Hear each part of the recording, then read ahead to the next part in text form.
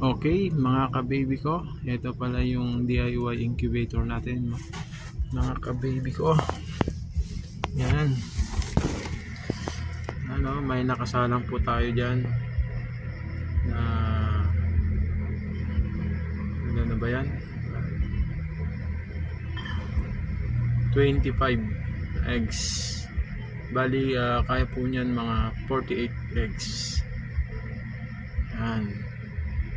Bali, automatic incubator na po siya. Kung nakikita nyo yan, kung saan na po siyang naikot. Okay, tapos yung mapapansin nyo, may isang itlog po dyan. Yan po ay tira na lang nung napisang nauna ko. So, bali papisa na din po yan mga ngayong araw o ngayong gabi o kaya bukas mapipisa na yan. Update ko kayo bukas, guys. Okay, mga kabibi ko, maraming salamat. Please like, subscribe, and share na rin ang ating video. For more videos update, salamat.